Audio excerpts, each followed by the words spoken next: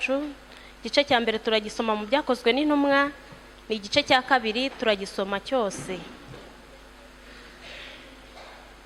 Byakozwe n'Intumwa, igice cya kabiri ni ku rupapuro 120 mu ruhande rw'isezerano rishya.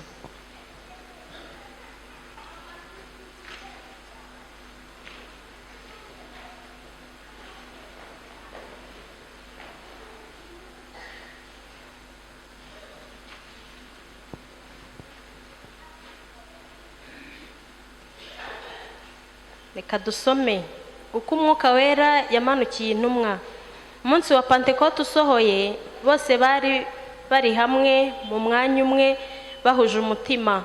Nuko umuriri ubatungura uvuye mu ijuru, umeze nk'umuyaga uhuha cyane, ukwira inzu bari bicayemo. Haboneka indimi zigabanije zisa n'umuriro, ururimi rujya ku muntu wese wo muri bo. Bose buzuzwa Umwuka Wera, batangira kuvuga izindi ndimi nk'uko Umwuka yabahaye kuzivuga.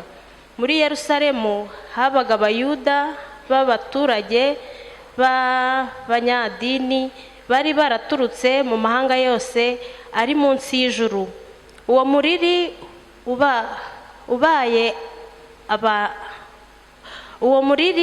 ubaye abantu benshi baraterana, batangazwa ko umuntu wese yumvise babandi bavuga ururimi rw'iwabo. Barumirwa bose, baratangara bati, mbese aba bose bavuga si Abanyagalilaya?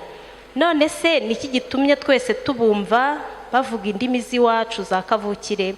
Kandi turi Abapariti n'Abamedi n'Abanyelamu n'abatuye i Mesopotamiya n'i Buyuda n'i Kapadokiya n'i Ponto no muri Asiya n'i Furugiya n'i Pamfiliya no muri Egiputa no mu gihugu cy'i Libiya gihereranye n'i Kurene, n'Abaroma n'abashyitsi n'Abayuda n'abakomeza idini yabo.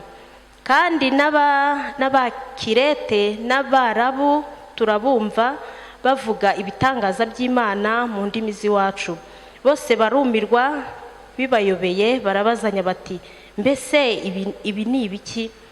Abandi barabanegura bati, basinzihira. Petero asobanura ibyabaye, abemeza ibya Yesu. Ariko Petero ahagararana n'abo 11 ababwiza ijwi rirenga ati, yemwe bagabo b'i Buyuda n'abatuye i Yerusalemu mwese mwe, ibi mubimenye kandi mwumvirize amagambo yanjye. Aba ntibasinze nk'uko mwibwira, kuko ubu ari isaha ya 3 y'umunsi. Ahubwo ibyo mureba ibi byavuzwe n'umuhanuzi Yoweli ngo, Imana iravuze iti, uku niko bizaba mu minsi y'imperuka, nzasuka umwuka wanjye ku bantu bose, kandi abahungu n'abakobwa banyu bazahanura, n'abasore banyu bazerekwa, n'abakambwe babarimo bazarota. Ndetse n'abagaragu banjye n'abaja banjye muri iyo minsi nzabasukira ku mwuka wanjye, bazahanura. Nzashyira amahano mu ijuru hejuru, nshyire n'ibimenyetso mu isi hasi, amaraso n'umuriro no gucumba k'umwotsi. Izuba rizahinduka umwijima n'ukwezi guhinduke amaraso. Uwo munsi mukuru kandi utangaje w'Uwiteka utaraza. Kandi umuntu wese uzambaza izina ry'Uwiteka azakizwa. Yemwe bagabo ba Isiraheli mwe, nimwumve aya magambo. Yesu w'i Nazareti, wa muntu Imana yabahamirishije imirimo ikomeye n'ibitangaza n'ibimenyetso, ibyo yamukoresheje hagati yanyu nk'uko mubizi ubwanyu. Uwo muntu amaze gutangwa nk'uko Imana yabigambiriye, ibimenye bitari byaba, mwamubambishije amaboko y'abagome muramwica. Ariko Imana yaramuzuye, ibohoye umubabaro uterwa n'urupfu, kuko bitashobotse ko akomezwa narwo. Kuko Dawidi yavuze iby'uwo ati, nabonye umwami ari imbere yanjye iteka ryose. Kuko ari iburyo bwanjye ngo ntanyeganyezwa. Nicyo gituma umutima wanjye unezerwa, ururimi rwanjye rukishima, kandi n'umubiri wanjye uzaruhuka wiringiye ibizaba. Kuko utazarekera ubugingo bwanjye ikuzimu, cyangwa ngo uhane uwera wawe ubone kubora. Wamenyesheje inzira y'ubugingo, uzanyuza umunezero, kuko ndi imbere yawe. Bagabo bene data, nta kimbuza kubabwira nshize amanga ibya sogokuruza mukuru Dawidi, yuko yapfuye agahambwa, ndetse n'igituro cye kiracyari iwacu n'ubu. Nuko rero, kuko yari umuhanuzi, akamenya ko Imana yamurahiye indahiro yuko izamuha umwe mu buzukuruza be, ngo abe ari we usubira ku ngoma ye. Yavugaga ibyo kuzuka kwa Kristo abibonye bitari byaba. Nicyo cyatumye avuga ko atarekewe ikuzimu, kandi ngo n'umubiri we nturakabora. Imana yazuye Yesu wo, natwe twese turi abagabo bo guhamya ibyo. Nuko amaze kuzamurwa n'ukuboko kw'iburyo kw'Imana no guhabwa na Se ibyo yasezeranije, ari byo Mwuka Wera, none asutse icyo mureba kandi mwumva. Kuko atari Dawidi wazamutse mu ijuru, ahubwo ubwe yaravuze ati, Uwiteka yabwiye umwami wanjye ati, icara iburyo bwanjye, ugeze aho nzashyira abanzi bawe munsi y'ibirenge byawe. Nuko abo mu muryango wa Isiraheli bose nibamenye badashidikanya yuko Yesu uwo mwabambye Imana yamugize umwami na Kristo. Murongo wa 37. Abantu 3,000 bahindukirira Imana. Abo bantu bumvise ibyo bibacumita mu mitima, nuko babaza Petero n'izindi ntumwa bati, bagabo bene data, mbese tugire dute? Petero arabasubiza ati, nimwihane umuntu wese muri mwe abatizwe mu izina rya Yesu Kristo, ngo mubone kubabarirwa ibyaha byanyu, kandi namwe muzahabwe iyi mpano y'Umwuka Wera. Kuko isezerano ari iryanyu n'abana banyu n'abari kure bose, abazahamagarwa n'Umwami Imana yacu. Nuko akomeza kubahamiriza n'andi magambo menshi, arabahugura ati, mwikize ab'iki gihe biyobagiza. Nuko abemeye amagambo ye barabatizwa, abongewe ku basanzwe kuri uwo munsi baba nk'3,000. Bahoraga bashishikariye iby'intumwa zigishaga, bagasangira ibyabo no kumanyagura umutsima no gusenga. Murongo wa 43. Uko abakristo ba mbere basangiraga ibyabo, abantu bose bagira ubwoba. Nuko intumwa zikora ibitangaza n'ibimenyetso byinshi. Abizeye bose babaga hamwe basangira ibyabo byose, ubutunzi bwabo n'ibintu byabo barabiguraga, bakabigabanya bose nk'uko umuntu akennye.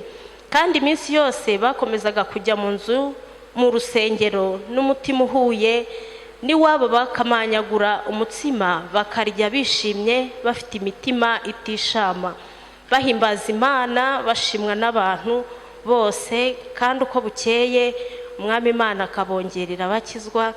Twakire neza ijambo ry'Imana.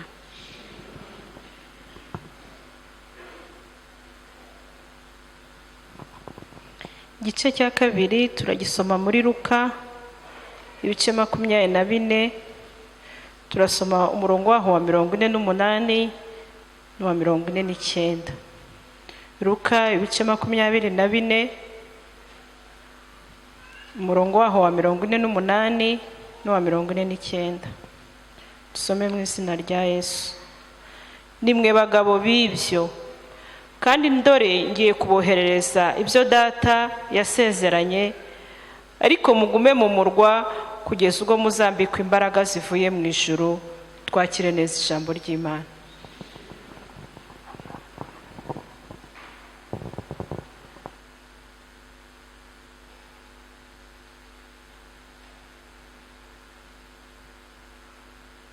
Yesu ashimwe. Haleluya. Reka mbifurize Pentecote nziza kuri mwese. Tuzamuri Uganda Imana icyubahiro ko yatwemeye ko tubaho uyu munsi. Amen. Shima Imana igitondo cy'uyu munsi kuba yampaye umwanya wo kubana namwe, kandi umushumba yarakoze kuntumira kugira ngo tubane. Shimiye abasomye igice, cyane cyane igice cya kabiri cyose, ntabwo ndi bukivugeho, kwayo kwibutsa inkuru turayizi kuva imyaka tumaze mu itorero, cyane cyane tumenye gusoma Bibiliya turayizi, kandi kugira ngo buri gihe tuyisubiramo. Abaririmbyi baririmbye atubwiye amakuru y'ibyabaye kuri Pantekote, kandi turanabisomye. Reka rero uyu munsi basabe twumve Pantekote nshya. Umushumba yavuze ngo Pantekote ntibe umuhango, rero ko umuhango yenda duhora dukora, ahubwo twibaze ngo mbese iby'Umwuka Wera ni iki? Ni ibiki ibintu duhora twumva, duhora twibuka? Aho Pantekote itandukaniye n'indi minsi yaba Pasika cyangwa Noheli, nuko Pasika ivuga ibyo bya Yesu ku giti cye, ariko Pantekote ivuga ibyo Yesu yahaye abantu be. Kubw'izo mpamvu wavuga ngo Noheli ni amakuru twumvise ya Yesu duhora tuyibuka nta nubwo akivuka. Pasika ni inkuru nziza twumvise y'agakiza twahawe, ntabwo Yesu yapfa ngo ngera azuke kuri Pasika iyo tuyigiyemo, ariko ku munsi wa Pantekote ubuzima turimo, uyu munsi Umwuka Wera cyaza kandi cyaba ku bantu. Amen, haleluya. Niho navuga ko iyo minsi isa naho itandukaniye. Nizo mpamvu rero kuyumva mu buryo bushya, kwitekereza mu buryo uyu munsi turimo, mu myaka turimo uyu munsi, kuri itariki turimo uyu munsi, mu buzima urimo uyu munsi, aho turi uyu munsi, bifite umumaro wo kudushaho kudushoboza kumenya neza urugendo twatangiye, ndetse cyane cyane umurimo ukomeye Yesu yasigiye abigishwa be wo kwamamaza ubutumwa bwiza bw'agakiza ke, wo kubwira abantu ibyo kwihana ibyaha no kubibabarirwa, kugira ngo tukore. Ngira ngo nicyo gituma twasigaye kugira ngo dukore umurimo, gituma umunsi twe twitwa intumwa za Yesu Kristo, zitari cyane za zindi z'12, ahubwo zahawe umurimo wo kutugezaho ubutumwa bwiza butugeraho. Uyu munsi dufite inshingano zo gukora umurimo. Amen.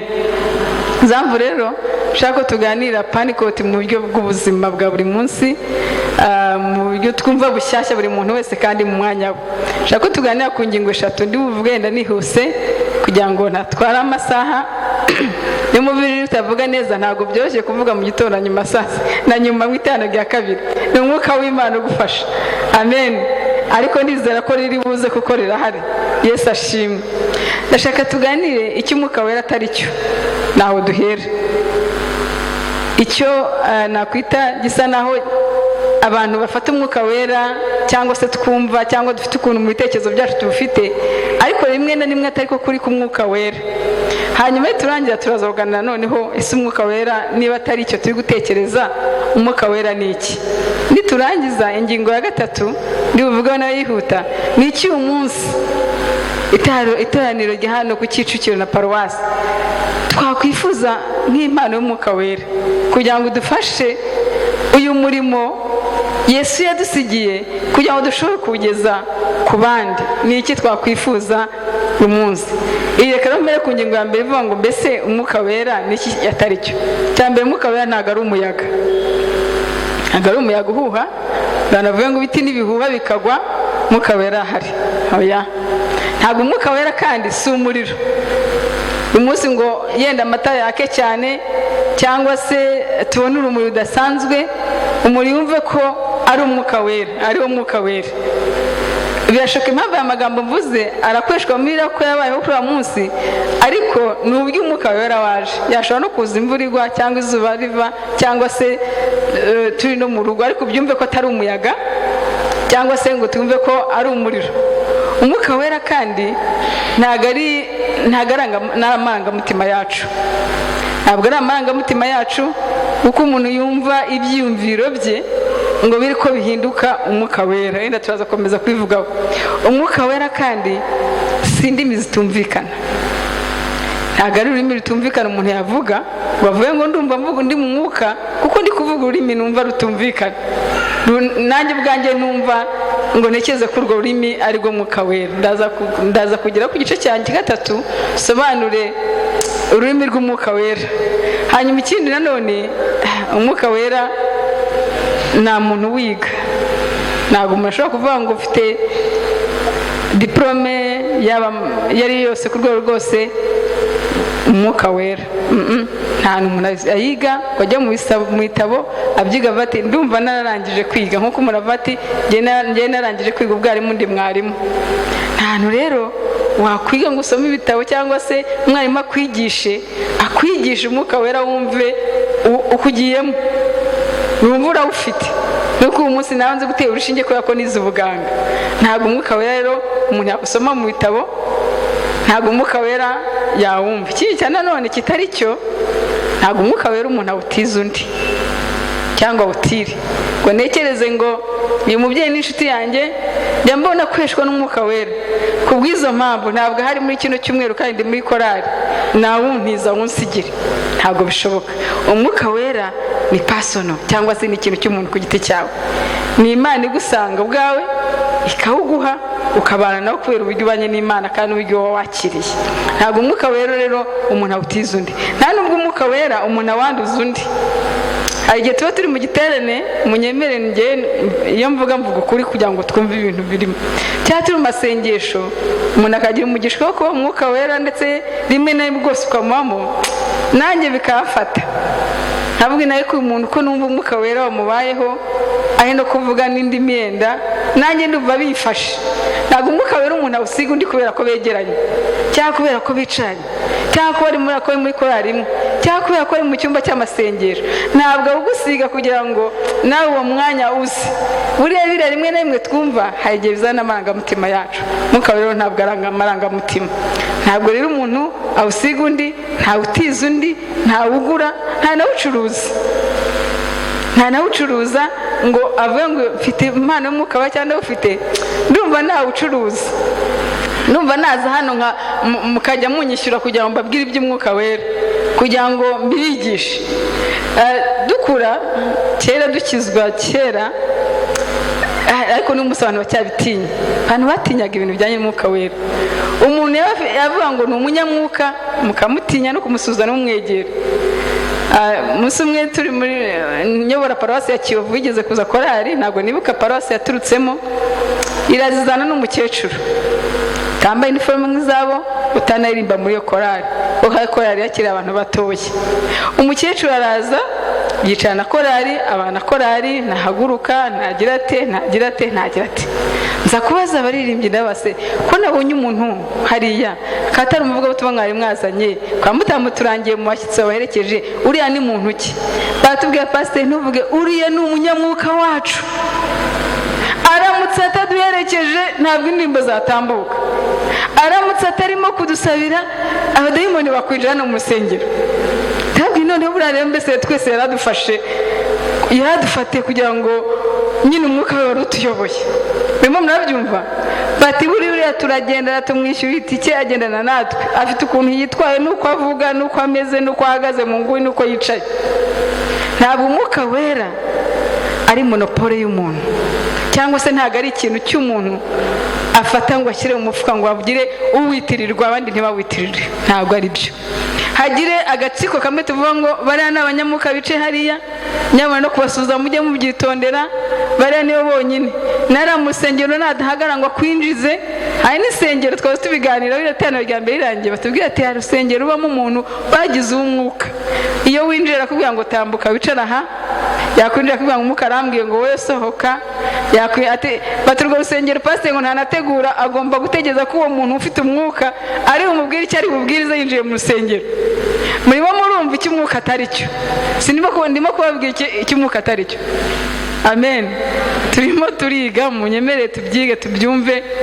Rero ntabwo umwuka wera ari abantu bawugiramo monopole cyangwa barawuguze ngo bawufate, ndetse bise naho abandi kuwubona bagomba kwibasaba uruhushya, bise n'abandi kugira ngo bawugire bagomba kwinjira yenda uko bari, bagomba kujya nk'uko bameze cyangwa bagomba kwambara uko bameze kugira ngo babone umwuka wera.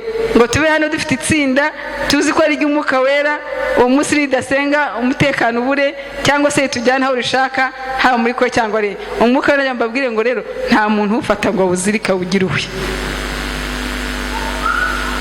Niwo wonye Imana yawuhaye, ntabwo awushyira mu mufuka ngo awubike atangire kuwukangisha abantu, kubera ko umwuka wera igituma Imana iwuguha haba hari impamvu. abigishwa kugira intumwa za Yesu zibone umwuka wera hari gukora. Misiyo y'Imana yo kuvuga iby'ubwami bw'Imana n'iby'agakiza kwari ukugira ngo icyo gikorwa gikore.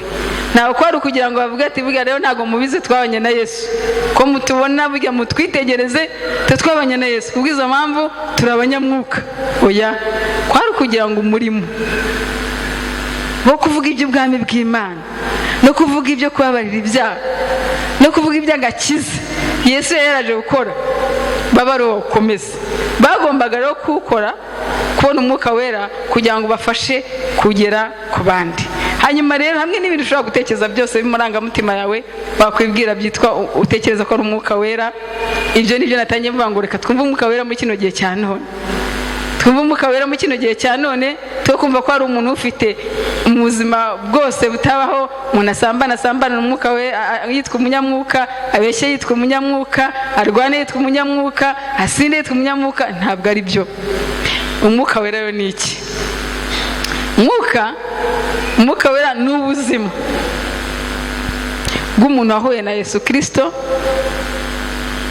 akamubabarira ibyaha, yarangiza akamuha ubutumwa bwo kujya kuvuga iby'ubwami bw'Imana. Amen. Magambo makeya, umwuka wera ni ubuzima bwa buri munsi bw'umurokore cyangwa umuntu ukijijwe. Ntabwo umwuka wera ari periodike, ntabwo ari igihe, ntabwo umwuka wera ari ku cyumweru. Ni ubuzima bwa buri munsi umuntu abamo. Ntabwo umwuka wera ari kuri muri korari, ntabwo umwuka wera ko twateguye amasengesho adasanzwe, ahubwo umwuka wera ni ubuzima bwahuye na Yesu bugahindura amateka yawe agahinduka. Nawe ukiyemeza gufata iyi nshingano Yesu yasigiye abigishwa yo kumuvugira ushize amanga. Nta mbereka. Umwuka wera ni icyo ari cyo. Umwuka wera rero umurimo we ukomeye ni ukudushoboza ibyo tutari bushobore nka turi mu mubiri, ni ukudushoboza gukora ibyo tutari bushobore gukora mu gihe twari kuba tutawufite. Haleluya. Nicyo cyabaye ku ntumwa za Yesu Kristo. Uriya munsi nta Yesu agiye kujya mu ijuru, ubundi byari byoroshye kubabwira ati mu gitondo tangira ivuga ubutumwa, sinabigishije twagendanye niba mwabanye nanjye mbabone mu muhanda muri kuvuga ubutumwa. Aho kubera ko umurimo yari abahaye ari umurimo special, ari umurimo ukomeye, ari umurimo wo kumuvugira, ari umurimo wo guhindura ubuzima bw'abandi bantu.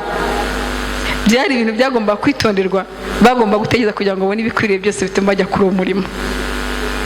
Ntabwo byari ibintu byo kuvuga ngo twabanye nawe gusa, byo kuvuga ngo twaramubonye gusa, yabambwe tumureba zuka tumureba. Kubw'izo mpamvu experience dufite yo kubana nawe, mu gitondo ngo Petero avuga ati ndanywa aha, Yohana avuga ati ndanywa, Yakobo avuga ati ndanywa hepfo, duhure twese turi mu biterane, twashinze amatorero atandukanye tuvuga iby'umwami wacu Yesu Kristo. Ariko kubera ko ari umurimo ukomeye, ntabwo Yesu yababwiye ngo mujye kuwukora mu gitondo, yababwiye ngo mugende mutegereze. Mu gihe bari barimo bamubaza ari kujya mu ijuru batari ko se ya minsi irageze, uzagaruka ryari, tuzatangira umurimo ryari? Ibyo nawe wabaza umuntu akubwira tuzasigara ku murimo, wajya kubona ukanaragiye, wamute se mbega uzagaruka gihe ki kugira ngo nanjye ntangire akazi? Batangiye kwibaza ibyo bintu, baraga ntabwo ari ibyanyu byo kumenya iminsi n'ibihe. Icyo akora icyo mbabwiye cyo, mugende mutegereze, muzahabwa imbaraga z'umwuka wera, kandi nimara kuzibona nababwira iki, umurimo uzakoreka. Yesu ashimwe. Rero barategereje, bategereje batazi umunsi uwo bategereje azaziraho, bategereza batazi uwo bategereje ko azaza. Ntabwo bari bazi umwuka wera niba ari imodoka agiye kubaha kugira ngo bazajye ku murimo, ntabwo bari bazi niba ari mikrofone azabaha ngo bavuge barangurure, ntabwo bari bazi niba ari amafaranga dore ko bari barasize ingo zabo nta n'icyo bari bafite. Ntabwo bari bazi, ariko kuko bari bafite kwizera k'uwo bizeye, bari babizi neza ko icyo azabazanira kizabashoboza gushobora kujya ku murimo. Impamvu rero bategereje, bajya mu cyumba cyo hejuru, bategereza iminsi 3 irashira, 5 irashira, ku munsi wa 10. Amen. Umwuka wera abasanga uwo munsi batari na bonyine, abasanga i Yerusalemu habaye ibirori byinshi, habaye abantu benshi ngo mu mahanga bose. Bivuze ngo mu mahanga aturuka hose, ndatekereza ko n'Abanyarwanda bari bariyo, kuko muri Libya ni muri Afurika ubwo nateka abanyarwanda ko hari abantu benshi abakubera ngo ese abantu bari bagiye gukora iki n'ubundi hari hasanzwe ari we Pentecote mu muco w'Abayuda Pentecote yari umunsi wo kuza gushimira Imana umunsi wa 50 wo kuza gushimira Imana ko Imana yabanye nabo bakeza bagahinga yari amasarura ya Thanksgiving uwo munsi bagomba kuza gushimira Imana n'ubundi bari baje rero ibyo bw'intumwa ntago bari babishyize kuri gahunda ntibari bazi n'ibibi ariko kubera ko nababwiye ngo umwuka wera nyine ni ugufasha kugira ngo iyo utabishobora gukora utari n'ubundi mu buzima bwa kamere cyangwa mu buzima busanzwe ukigereho niyo mpamvu uriya munsi bamaze kubona abigishwa bagize imbaraga zikomeye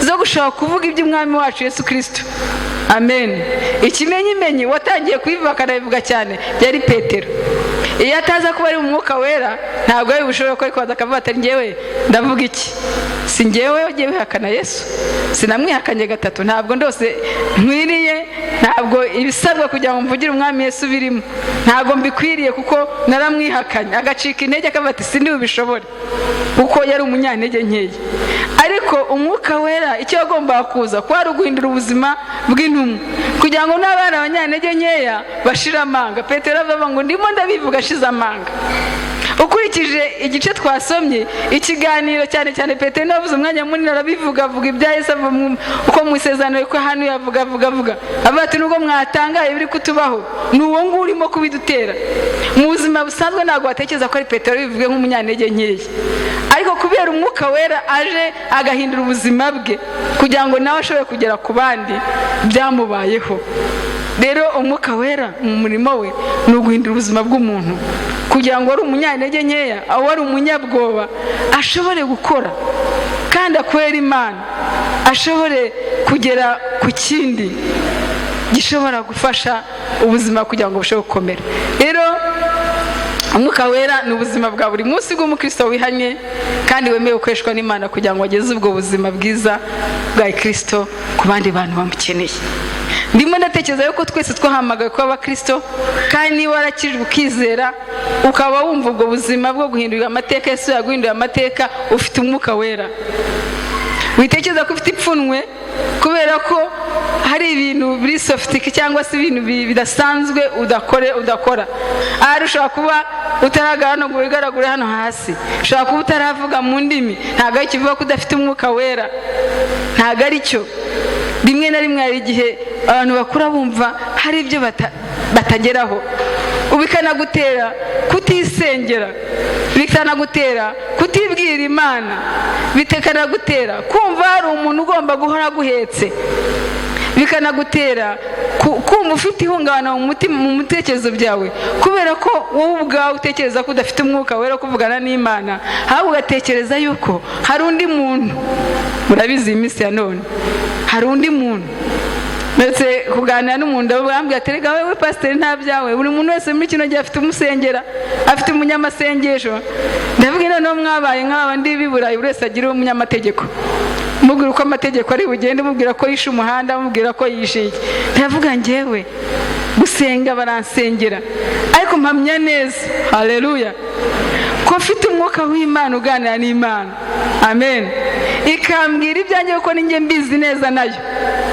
kuko uko natangira gutekereza undi muntu ibyanjye nanjye ntazi kubivuga neza nk'uwandemye ndavuga ni byiza kugira umuntu ugufasha mu rugendo rw'amasengesho ariko si byiza kutigira icyizere nk'umukristo wakijijwe utekereza ko Imana itakumva ahubwo ukeneye umuvugizi najyaga mbyitera komisiyoneri ariko reka mbyihorese icyo ndi kuvuga ndimo ndavuga umwuka wera haleluya umwuka wera ni ubuzima rero bwa buri munsi umwuka wera ni ubuzima umurokore abana bo bwa buri munsi umwuka wera ntabwo uza nabivuze umuntu ari muri korali ni ubuzima wamo nijoro ukaba mu gitondo ukaba muri butike Imana yagushyizeho ukabamo wagize kirize ukabamo bakwirukanye ku kazi ukabamo izuba riva ukabamo n'imvura yaguye ukabamo covid iri mu Rwanda ukabamo isukari yaguze 2500 ugakomeza ukabubamo haleluya hanyuma uwo mwuka wera ugendana natwe buri munsi akakwigisha kubamo ntabwo aboneka kubera ko igihe cyabaye cyiza aboneka ko ubuzima bwawe ari ubuzima bwawe buri munsi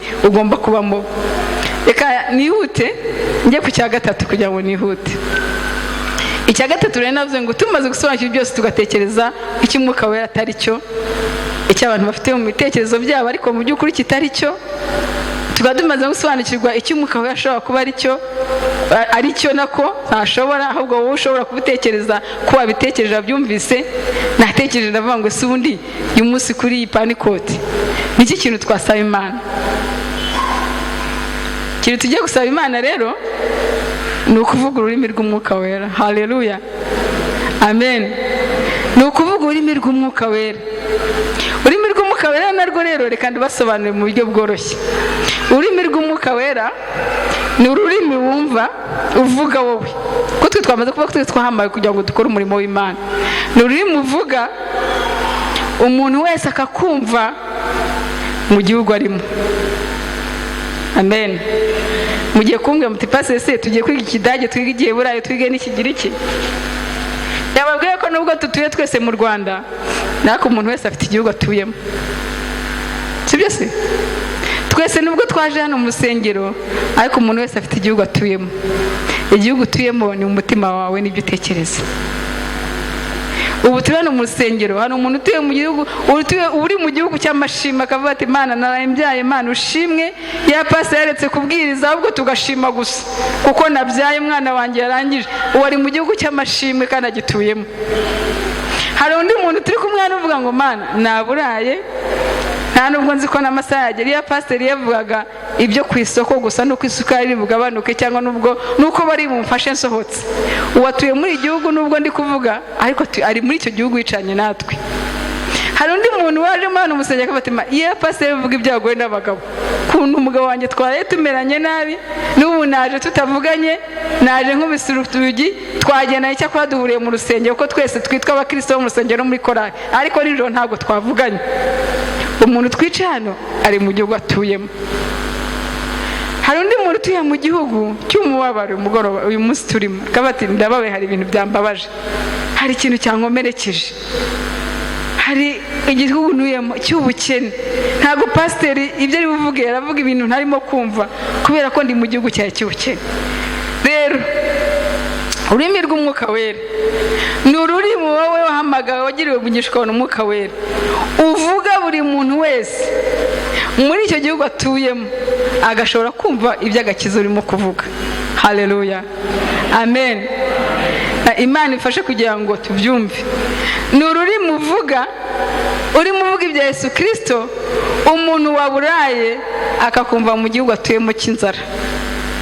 ni ururimi uvuga, urimo uvuga ibintu ibya Yesu Kristo, umuntu ufite ubuzima bumugoye kuko ari umupfakazi cyangwa ari imfubyi, akumva ibya Yesu Kristo mu gihugu arimo.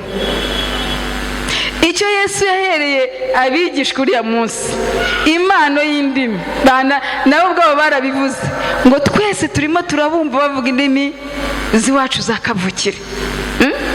baravuze ururimi arimo baravuga rugera mu buzima bwabo bwa kavukire. Haleluya, twese turimo turabumva bavuga iby'iwacu. ntabwo abigishwa barize indimi zo ku isi nk'uko bivuze ngo umunsi y'isi yose zari zihari, ariko Imana cyangwa Yesu Kristo yatekerejeho kugira ngo bashobore kugeza ubutumwa bwiza kuri abantu, ni uko bimuka bakajya kuvuga ururimi abantu bavuga. Yesu ashimwe. hanyuma rero bahabwa impano y'indimi nyinshi, ariko zigambiriye kugira ngo babwire abumve. ntabwo ari indimi tuvuga zirangira umuntu avuga ngo se buravuze iki, ahubwo ni indimi bahawe kugira ngo bari abantu bumve. kandi muraza nimusoma kino gice twasomye muraza kumva ko bumvise, kubera ko yarababwiye Petero, arababwiye, sinzi na Petero yahawe Ikidage cyangwa undi ahabwa Igiheburayo cyangwa iki. icyo biriya tubwiye ni uko bahawe indimi zituma bari abantu bumva ibyabaye bari bateraniye hariya. kandi nacyo gitangaza cyabaye, afite igitangaza gikomeye. njye ndi kumwumva muri mirwanjye, njye mu bukene bwanjye ndimo ndamwumva avuga ibya Yesu Kristo, njye mu bupfubyi bwanjye ndimo ndamwumva avuga ibya Yesu Kristo, njye mu burwayi bwanjye ndimo ndamwumva avuga ibya Yesu Kristo, njye mu bwoba bwanjye ndimo ndamwumva agakiza ka Yesu Kristo mu bwoba ntuyemo. kuko hari abantu batuye mu gihugu cy'ubwoba, babaho mu bwoba, akantu kose gakomye n'ubwoba. umwana ntamusigira umuturanyi aramuroga, umukozi waje ntabwo amwizeye. hari abatuye muri iyo si, ariko dukeneye impano, ururimi rw'umwuka rusanga umuntu mu gihugu atuyemo, amen, akumva ibyo turimo tuvuga mu rurimi rw'iwabo. Haleluya, amen. Rero bariya abantu Imana impano yabahaye intumwa za Yesu Kristo kwari ukugira ngo bavuge indimi bari abantu batuyemo mu muco w'iwabo, mu gihugu cy'iwabo, nibarangiza bamone kumva ibya Yesu Kristo. Najya mbabwire ko utaragera mu gihugu umuntu atuyemo biragoye kujya mubwiriza agakiza, biragoye. Arakorera akavuga ati ariko pasiteri nta bintu uvuga, ntacyo yumva, nta na gito, ntiwageze ku mutima, ntiwageze mu gihugu cya wa muntu atuyemo, ntabwo wageze ku burwayi bwe atuyemo, kuko atuye mu gihugu cya kino gihe cy'umubabaro w'uburwayi, ntabwo wagezeyo. Uyu munsi turimo turibaza nguko twahawe umwuka wera, mbese dufite ururimi rw'umwuka wera? Ese turavuga abo tubwira bakatwumva tuvuga mu rurimi rw'iwabo? Uyu munsi umugore n'umugabo, umugore aravuga umugabo akumva, nubwo bose bavuga ikinyarwanda. Ese umugabo aravuga umugore akumva? Cyangwa hari ukuntu umugabo avuga mu gihugu cyatuyemo ukagira ngo byatambutse, ariko ntabwo wageze mu gihugu cy'umugore wawe. Kubw'izo mpamvu uzasanga umuntu avuga ngo n'ibintu avuga sinjya mbyumva, kandi avuga ikinyarwanda. Kuvuga ngo ni ukuri kose hari ibintu umugabo wanjye avuga simbyumve. Umugore n'akavuga ati ngewe umugore ibintu avuga simbyumva. Bikajya n'igihe binaniranwa, bimwe bigaca ibindi bigaca ahangaha, kubera ko ntabwo ashobora kuvuga ururimi rwo mu gihugu cye. Uyu munsi abantu dufite abana b'abajene, abo bita abatinejers mu rurimi rwa kino gihe, ntabwo dushobora kubabwiriza ubutumwa bwiza tutavuga ururimi rwo mu gihugu batuyemo. Nukomeza kuvuga ururimi rwo mu gihugu cyawe, ntacyo bazumva. Bazajya bati ariko hari ibintu papa bavuga buriya ni ibiki, ngo bigenda bite, ngo bambara iki, ngo barya iki, ngo basuzanya gute, kuko urwo rurimi ntabwo ari urwe. Afite ururimi rw'igihugu atuyemo, kugira ngo rumugezeho agakiza ka Yesu Kristo. Saba Imana iguha ururimi rw'umwuka wera ruvuga rukagera mu gihugu atuyemo, kuko nibitagenda gutyo uzavuga rimwe yumve kabiri, uvuge saa 12 yumve ko ari saa 5 umuntu agomba gutaha, uvuge kwambara ijipo yumve ko ngomba kwambara ipantaro icitse, uvuge n'urugero ndi gutanga, uvuge ko mugomba kujya gusenga yumve ko ari kuryama mu gitondo ko n'umunsi wo kuruhuka. Nta mpamvu yo kujya gusenga ko umuntu asengera no kuri YouTube cyangwa agasengera kuri radiyo, ubwo ni imirwa zumva. Ariko mu gihe utarabona ururimi rw'umwuka wera, haleluya, rwinjire rukabwira uriya muntu ibya Yesu Kristo, akabyumva mu matwi ye, akabaza ikibazo nk'icyo bari abagabo babajije ku murongo wa 37 ngo barabyumvise barumva, bamanika urutoki barabati dufite ikibazo. Bati none ibyo bintu umaze kubwira bagabo bene data tubigenze gute? Yesu ashimwe. Nuko bigende iri ufite ururimi rw'umwuka wera ruvuga rukagera mu gihugu cy'indi muntu, arakumva kandi ntarekeraho gusa, abo bakabaza ikibazo ati nkora iki. Umugore arakumva ntarekeraho gusa akabaza ati nkora iki. Umukozi ufite arakumva ntarekeraho gusa akavuga ati ko nabyumvise, ko nabisobanukiye ibyo wambwiye, numva ari iby'umwuka wera, ari ibintu byiza, uko ngomba kuba ko ari ibintu byiza, none nkora iki. Umuntu yakubajije ngo ukora iki, ni amahirwe abaguhaye yo kumusobanurira inzira agomba gucamo. Birakwiye ko abakozi b'Imana tubwiriza abakristo hano mukamariga agatoki gabati passe ko ibintu buze bikomeye, nkora iki.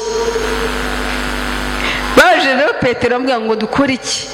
Abagabo bari benshi, ko nituza kura turasanga bihanye ngo bari 3,000, kandi icyo gihe ntibabaraga abagore, bari barenza ahantu hari. Ntabwo yababwiye ati bafatika y'umudiyakoni afatika y'abandike mu abakristo ba EPR hano Kicukiro. Hoya, ntabwo igisubizo yabahaye.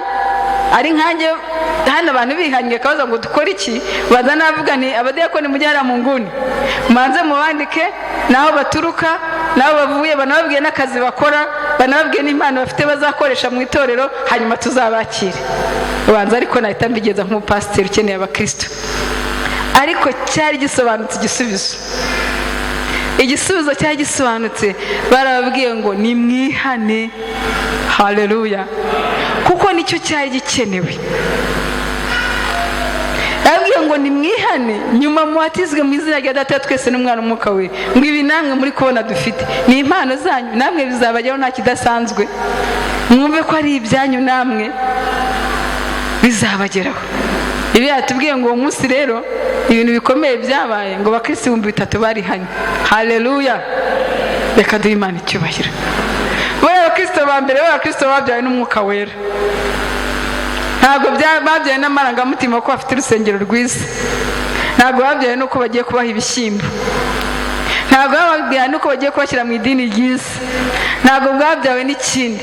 Babyaye n'Umwuka wera kubera ko bagombaga kuza ikintu kimwe cyo kwihana, ibindi byose bakabibona.